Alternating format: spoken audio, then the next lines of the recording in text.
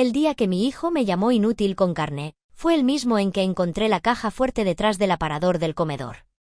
Fue en mitad de una comida familiar, con el arroz pasado y las miradas incómodas. Él alzó la voz delante de los nietos porque había confundido la contraseña de la app del banco y, según él, yo nunca había sabido nada de dinero. Me temblaron las manos al recoger los platos, no por la bronca, sino por esa frase seca que me atravesó como una piedrecita en el zapato, inútil con carnet. A mis 69, viuda desde hacía 9 meses, ¿eso era yo para mi propio hijo? Volví a la cocina con la excusa de fregar y me refugié en el zócalo fresco de azulejo. En el silencio, oí algo que llevaba años ignorando, el hueco detrás del mueble del comedor, el que mi marido tapó con una chapa y un marco de una paella gigante de las fallas del 98. Decoración lo llamaba él. Aquella tarde, con Diego y Marta discutiendo por el grupo de WhatsApp Familia La Fuente, sobre si yo debía entregarles las llaves de la casa por seguridad, pasé un dedo por el borde del cuadro y noté el resorte. Supe al momento que Manuel me había dejado algo que no quería que nadie más encontrase. ¿Otra vez lloriqueando? Asomó Marta, mi nuera, con media sonrisa. Carmen, de verdad, podrías facilitar las cosas. Que Diego quite sus tardes para venir a ayudarte, esto no puede seguir. Me tragué la respuesta. Esperé a que se cerrara la puerta. Descolgué el cuadro y en la penumbra apareció una caja fuerte empotrada, pequeña. De esas que parecen un cajón. El código. Manuel siempre repetía los cumpleaños con manías de relojero. Probé el 1203, el de nuestra boda. Nada. Luego, el 0711, el día que nació Diego. Tampoco. Cerré los ojos, respiré. 2406, la fecha de la primera hipoteca. Hizo clic. Dentro, 3 carpetas de cartón, un bloc con la letra apretada de Manuel, un pendrive metálico y un juego de llaves con etiqueta trastero 23. Mi marido había sido funcionario de correos y un inversor silencioso que leía el Expansión como otros el Marca. Yo sabía que tenía acciones de toda la vida y fondos en CaixaBank, pero nunca imaginé papeles con sellos de un broker en Madrid, cartas con membretes de sociedades del IBEX. Lo más inquietante, resguardos de dividendos con un sello reciente, abonado en cuenta distinta por orden del autorizado. No dije nada esa noche. Preparé manzanilla, apagué el móvil y me fui a la cama con el cuaderno. En la primera página, Manuel había escrito: si lees esto, Carmen, es que ya no estoy. Deja de confiar en los de sonrisa fácil. Nadie regala un 7% sin mirar el anzuelo. El broker es Mistral Valores. El contacto honrado se llama Ana Belmonte. Hay un poder notarial viejo, no lo renueves. Si Diego te aprieta, llama a Ana. Ella sabrá.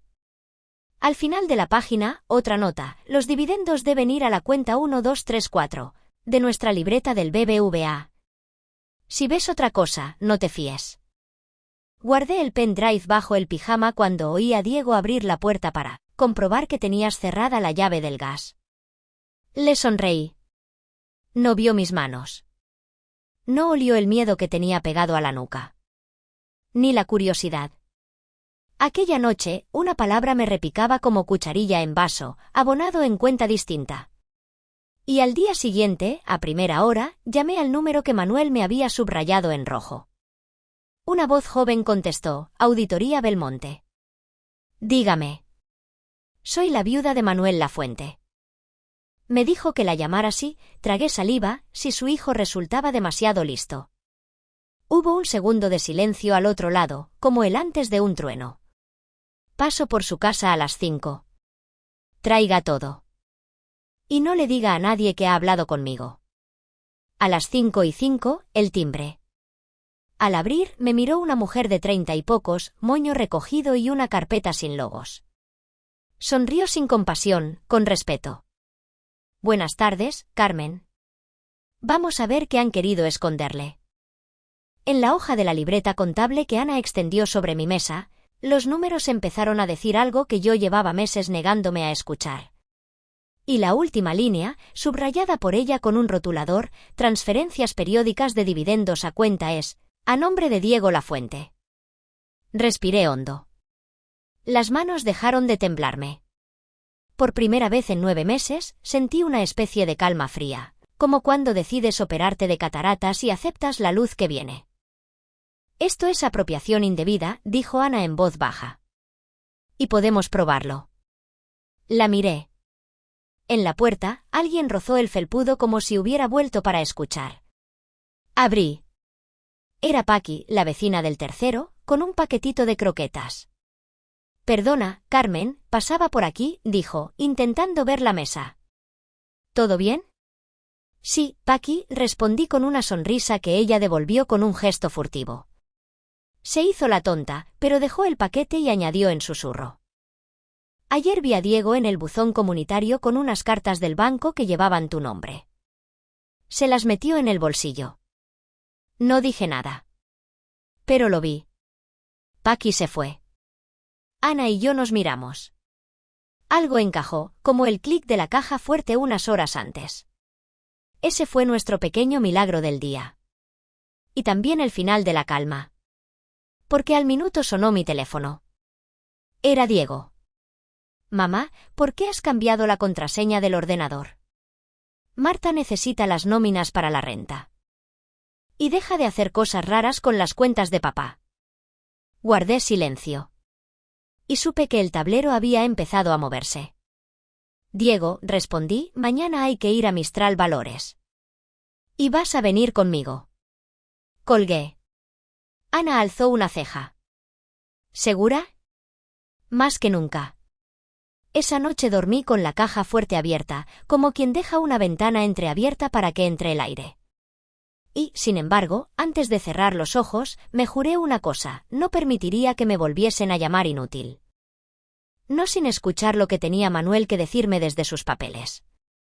Mañana, la ciudad y su ruido. Y un mostrador donde se iba a abrir la primera grieta. En la oficina de Mistral Valores, en la Gran Vía Marqués del Turia, una recepcionista con flequillo cortísimo nos ofreció agua. Diego llegó con 20 minutos de retraso y el gesto crispado de quien cree que todo el mundo le debe algo. Traía la camisa sin rematar en el pantalón y el móvil vibrando como un insecto nervioso. Marta no vino, por trabajo. Cuando nos sentaron frente a un asesor, un hombre de barba recortada que se presentó como Daniel, su gestor, Ana se quedó un paso atrás, como si fuera mi sobrina. Habíamos ensayado. Vengo a actualizar mis datos, dije, con la voz suave de quien no rompe un plato. Mi marido falleció y quiero asegurarme de que los dividendos llegan a mi libreta de siempre. Daniel sonrió con esa profesionalidad que no te mira. Tecleó. Hizo un gesto involuntario con la boca, como si masticara una pepita de limón. Aquí figura una instrucción permanente para que los dividendos se abonen, miró la pantalla. En una cuenta distinta. A nombre de mi hijo, lo interrumpí antes de que él se adelantara. Eso no lo he autorizado yo. ¿Desde cuándo? Desde noviembre, dijo.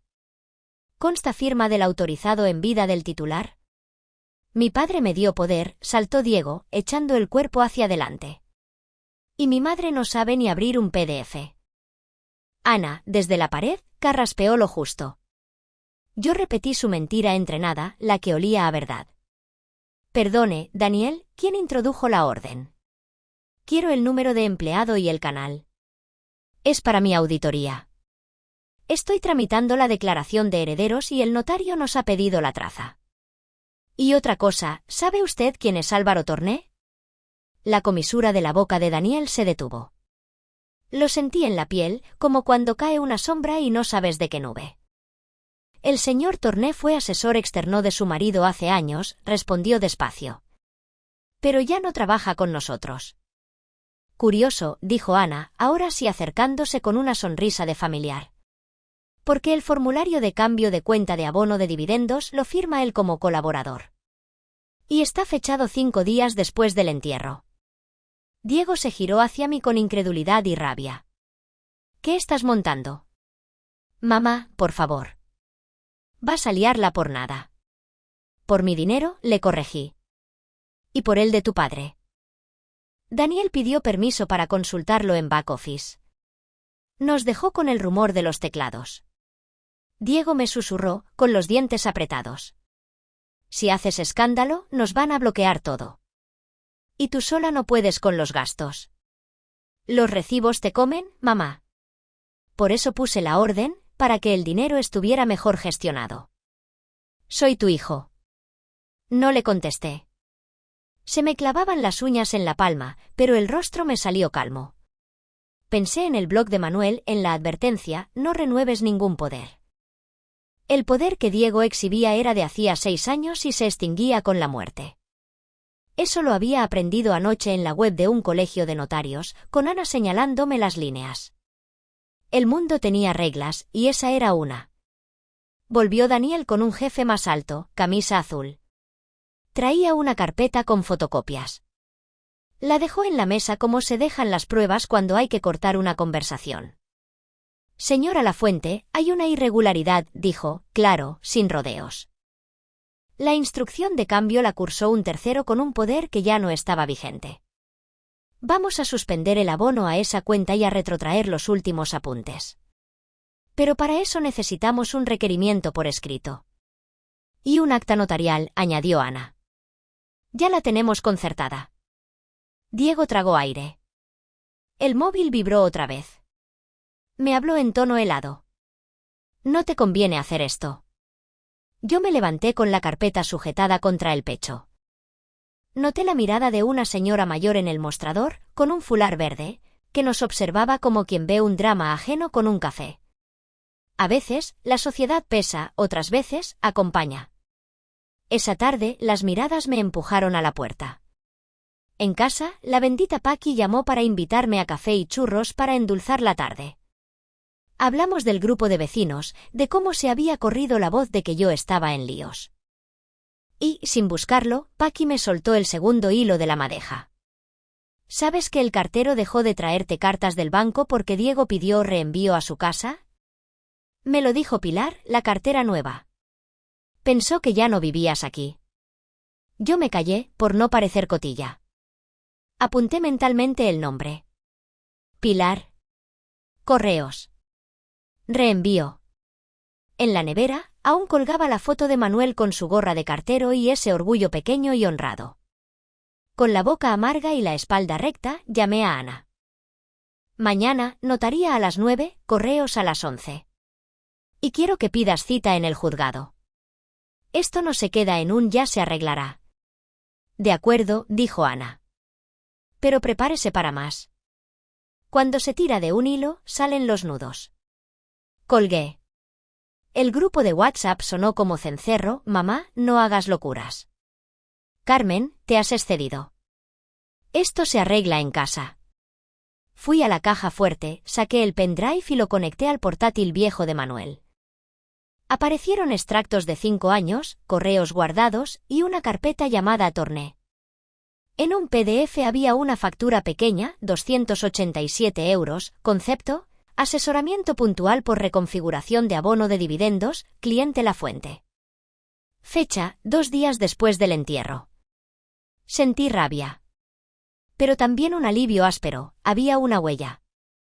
Esa misma mañana, después de firmar el acta de requerimiento con la notaria, una mujer de voz firme que olía a colonia de limón, Ana me puso delante una decisión que parecía contraintuitiva.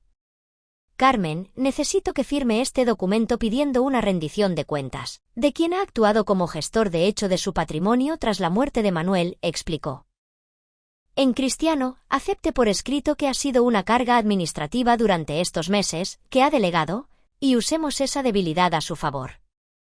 Si Diego ha tomado decisiones, deberá justificarlas con facturas y resultados. Si no puede, tenemos apropiación. Me quedé muy quieta. A mis años, reconocer que he necesitado ayuda no duele. Duele que te lo arrojen a la cara. Respiré hondo. Lo firmo. En correos, Pilar, 20 y pocos, coleta alta y tatuaje discreto de golondrina. Buscó en el terminal y me enseñó el papel. Solicitud de reenvío postal de toda mi correspondencia bancaria a la dirección de Diego, firmada, por la interesada, con una firma que era la mía, y no lo era. Me olió raro cuando lo vi, susurró. Guardé copia pensando en devolvérsela a usted si venía. No está bien jugar con el correo de una señora. La miré con gratitud. A veces la aliada real no lleva tacones ni collares, sino un chaleco reflectante y una sonrisa tímida. Le pedí permiso para adjuntar esa copia a la demanda. Asintió, orgullosa y prudente. La semana siguiente fue una sucesión de pequeñas victorias y nuevos golpes. El banco bloqueó el abono a la cuenta de Diego, Mistral emitió un certificado de movimientos. La notaría preparó la adveración de testamento donde figuraba lo que Manuel había querido. Usufructo universal para mí, nuda propiedad para Diego. Traducido, las acciones, bajo mi control, los frutos, para mí. En la otra columna, apareció el golpe. Diego, asesorado por Torné, había solicitado un préstamo con garantía pignoraticia sobre parte de la cartera, en una financiera online, justo antes de que falleciera su padre. El crédito lo había cancelado con los mismos dividendos redirigidos. No solo había cobrado, había hipotecado el futuro. Esto cambia el tono del asunto, dijo Ana, con los labios apretados. Vamos a pedir medidas cautelares y a abrir diligencias penales por falsedad documental. Y además, una demanda civil para restituir el control de la cartera y privarle de acceso. Yo asentí, sintiendo el peso, pero también una claridad nueva. Frente al espejo del baño, repetí para mis adentros, no soy una víctima torpe. He sido confiada. Y eso se acabó. Diego vino a casa con el ceño de siempre y el discurso aprendido. Mamá, estás manipulada por esa auditora. Torné es amigo de papá de toda la vida. No entiendes cómo funciona esto. Las acciones no son una libreta del ahorro. Yo he hecho lo que había que hacer. Falsificar mi firma no había que hacerlo, contesté, serena. Ni endeudar mi futuro. ¿Y tus nietos? Escupió. Si nos metes en un juicio, el colegio privado, las extraescolares, todo se va al garete. Piensa en algo más que en ti. Fue un golpe bajo. Me dio donde más dolía, el miedo a ser una carga. Aún así, sostuve su mirada. Estoy pensando en tu padre. Y en lo que él escribió. Fui a la caja fuerte y saqué el blog. Le mostré la primera página, aquella en la que Manuel advertía sobre el 7%. Diego la leyó con una mueca. Se rió sin gracia. ¿Ahora te fías de 4 garabatos? Me fío de los números, dije, y le tendí la factura de Torné fechada después del entierro. Y de la memoria de la cartera. Diego se marchó dando un portazo y al rato me llegó un mensaje de un número desconocido. Sabes que esto puede volverse contra ti. La prensa local se come historias de abuelitas estafadoras. Aprende a perder. No contesté. Lo reenvié a Ana, que me llamó al minuto. Es el estilo de Torné. No se preocupe. Nos vemos el martes en el juzgado. Esa noche, antes de acostarme, ordené todos los papeles en carpetas transparentes, composites, flechas, fechas. Me impuse la disciplina de no repasar 100 veces lo mismo. Al cerrar la última carpeta, sentí un hueco, faltaba un documento, el mail donde Manuel había rechazado renovar el poder de Diego un mes antes de morir. Lo había visto en el pendrive. Por más que busqué, no lo encontré. Revisé la papelera del ordenador. Vacía. Llamé a Ana. Desapareció un archivo clave. ¿Quién ha tocado su ordenador? Me quedé en silencio. Esa tarde, Marta había venido a recoger unas cosas, y se había quedado sola en el salón 10 minutos mientras yo atendía a Paqui en la puerta. El lomo frío me recorrió la espalda. Mañana, a primera hora, pedimos a Mistral el correo saliente del buzón de Manuel. Y si no aparece, tiramos del registro del servidor. Tranquila. Intenté dormir. Oí el ascensor subir y bajar. Oí la ciudad respirar. Y por primera vez en meses no me sentí sola. Tenía a Ana.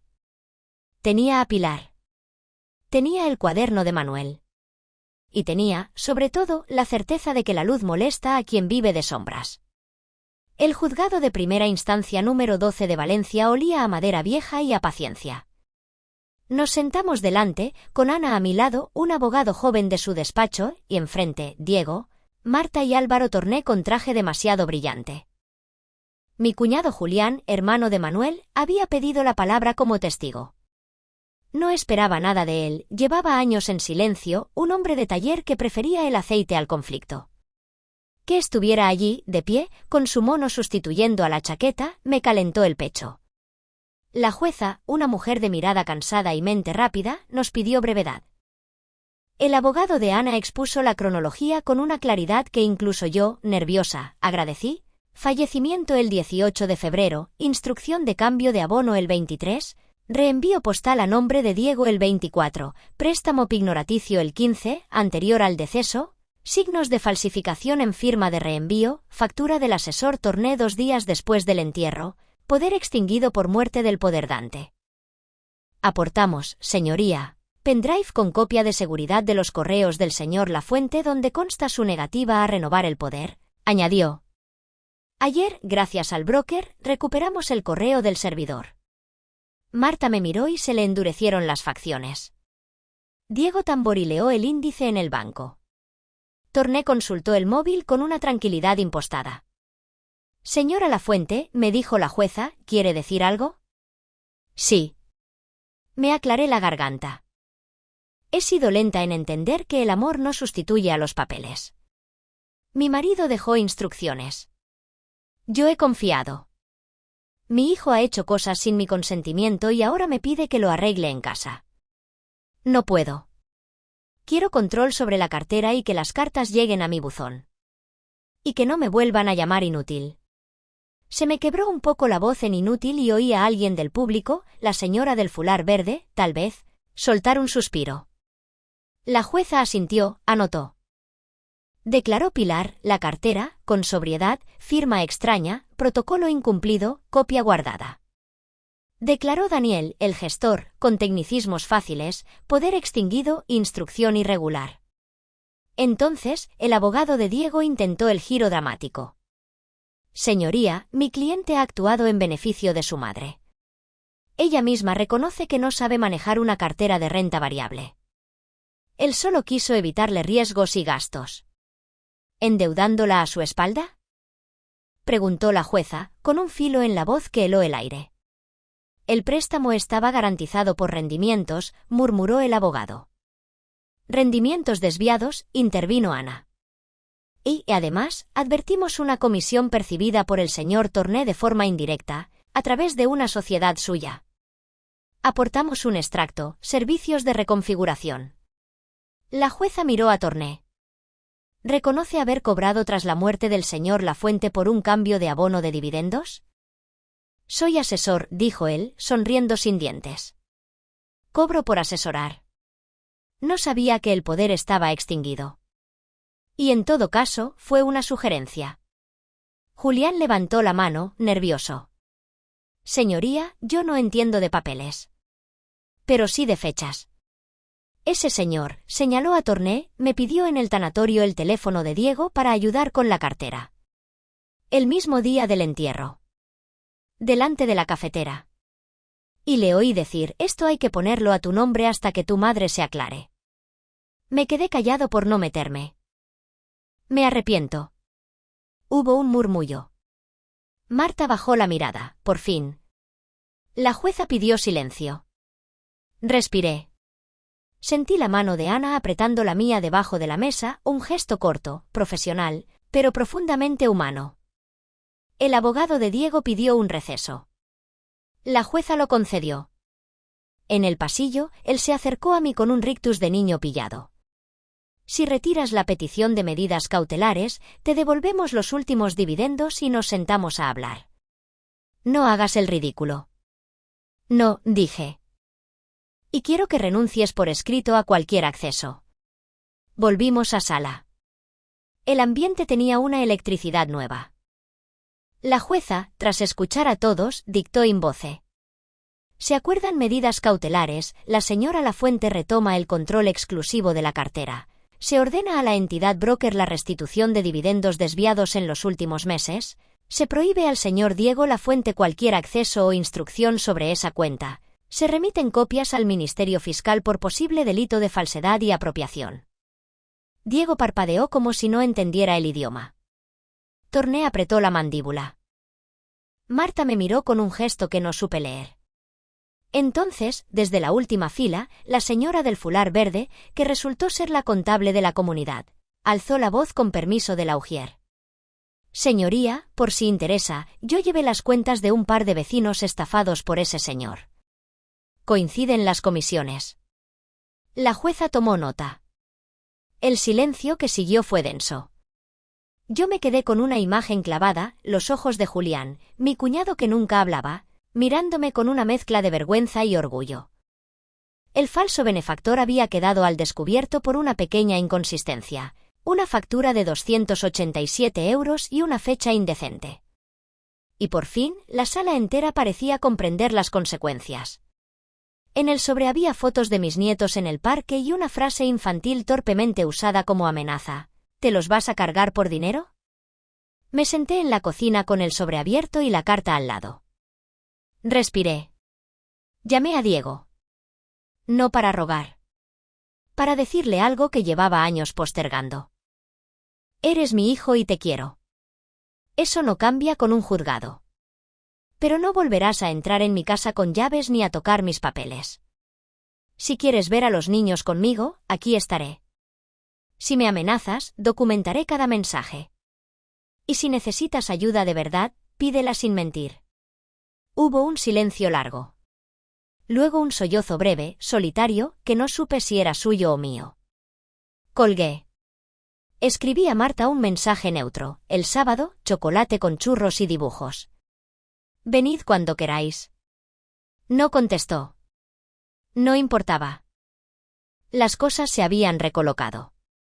En las semanas siguientes, recibí en mi cuenta del BBVA los dividendos restituidos.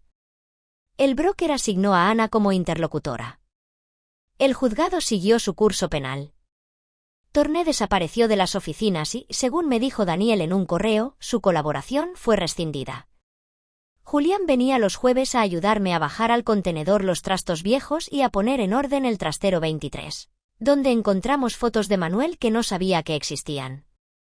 En una de ellas, joven, con la gorra de cartero torcida, sostenía un sobre con una sonrisa franca, como diciendo, Carmen, confía en el sentido común y en los papeles.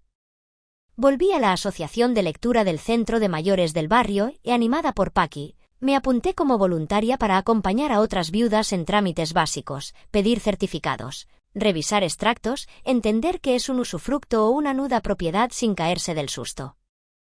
No daba discursos, hacía listas con bolígrafo y enseñaba a no firmar nada con prisa. No me volví más fuerte por arte de magia, empecé a hacer cosas. La casa, con sus ruidos de siempre, dejó de parecer un lugar conquistado por otros y volvió a ser mía.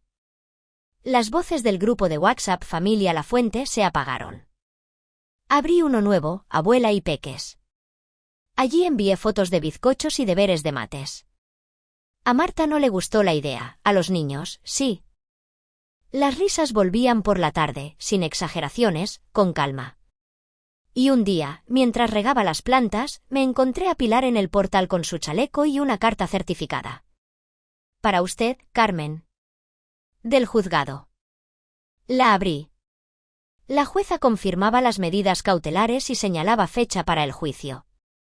Me senté un momento en el banco de la entrada. El sol de Valencia a esa hora de la mañana tiene una claridad que no perdona ni es cruel. Te muestra el polvo y te calienta las manos. Miré el papel y pensé en la gente que me había sostenido, una auditora con moño apretado, una cartera con una golondrina tatuada, una vecina con croquetas, un cuñado torpe para hablar, y en la lección que yo, a mi edad, había aprendido a fuerza de golpes pequeños, que la dignidad no es un discurso, es una costumbre diaria. Si estás escuchándome y te da vergüenza revisar papeles o pedir ayuda, te digo lo que me dijo Ana la primera tarde, la inteligencia también es saber llamar a quien sabe. No hay heroísmo en solitario, hay redes. Y a veces, el plan más eficaz se parece a una venganza, pero no lo es una restitución, un volver cada cosa a su sitio sin gritos, con documentos, con miradas que por fin reconocen. Cuando cierro los ojos por la noche, a veces aún escucho a Manuel pasar páginas del periódico. Y me preguntó, medio en broma y medio en serio, ¿Qué habría puesto él como contraseña de la siguiente caja que aparezca? Me río sola. Luego, apago la luz y me quedo con una imagen. Los dedos de mi nieta señalando un renglón en su cuaderno de cuentas y diciendo esto no cuadra. Me mira, esperando que la apruebe. Y yo asiento, orgullosa, porque la justicia, cuando se aprende así, en silencio, se queda mucho tiempo. Moral sencilla, que nadie te convenza de que entender tu dinero es cosa de otros. Y si alguna vez te llamaron inútil, que sean los hechos los que les contesten. ¿Cuántas cajas fuertes invisibles quedarán aún detrás de nuestros aparadores, esperando que alguien se atreva a mover un cuadro?